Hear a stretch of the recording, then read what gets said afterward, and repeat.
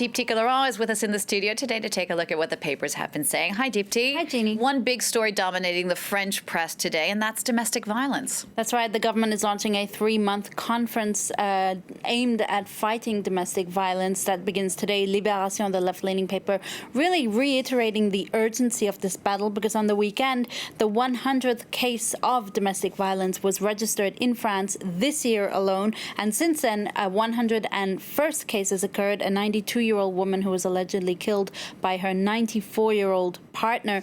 Libération, like most of the French papers, urging that more needs to be done, not just to put in place or improve the infrastructure for victims, but to educate men.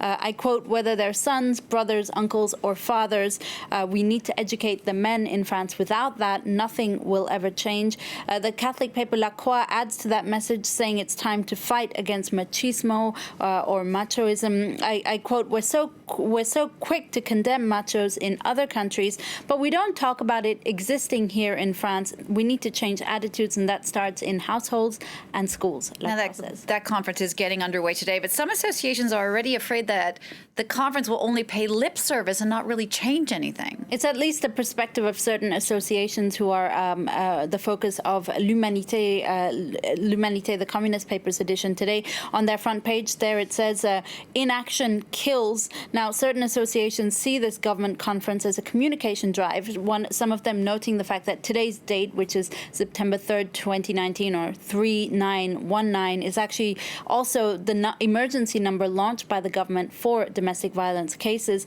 As L'Humanité quotes one activist as saying, we don't want little bits of action here and there. We need a Marshall Plan in fighting domestic violence, and that begins by changing the image of women on screens, in ads, and in the workplace.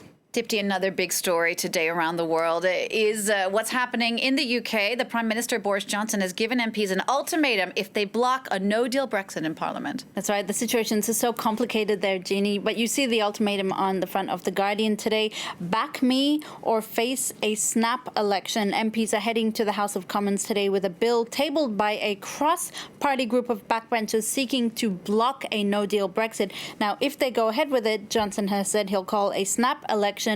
He's clearly prepared to take extreme measures to force rebel Tory MPs to back his deal. I quite like the illustration from French cartoonist Cac in L'Opinion today. You see Boris Johnson as Sid Vicious, the leader of the Sex Pistols. It is quite like anarchy in the UK right now. Now, for the Daily Telegraph, the future of the country is really in the hands of Conservative MPs. Well, that election that Boris Johnson is threatening to call is one that nobody, including himself, wants for the country, but yet it's planned if this bill goes ahead. The Daily Telegraph editors say the future of Brexit, therefore, is up to these rebel Tory MPs. Do they stand with the Remainer Parliament? That's a big question. The paper at least advocating that they should back down and drop their support for the revolt. This would allow the UK to stay on course for its exit on October the 31st. All right, something different now. But if science news, Deepti, you found an article looking at the rise of senolytics, the fight against old age. That's right. It's quite fascinating. Senolytics is a little-known but emerging area of anti-aging medicine that's gaining traction. It's not necessarily about living forever or being cryogenically preserved. Rather, it's about pushing back the problems that come with aging, things like memory loss, osteoarthritis, fragility, cancers, and that sort of thing. Researchers have been experimenting with animals, but they're now beginning the human clinical trial phase and have, in one case at least, developed pills that The Guardian say could be available as early as within a decade. Incredible. All right, just to wrap up now, in the U.S., air travelers recently got a surprise when a very unusual passenger boarded their flight. That's right, a passenger, non-human passenger actually, Flirty the miniature horse and rising social media star, it appears, recently boarded an American Airlines domestic flight because Flirty is actually an emotional support pet. Flirty's owner suffers from PTSD, and in addition to cats and dogs, miniature horses are allowed on board U.S. flights.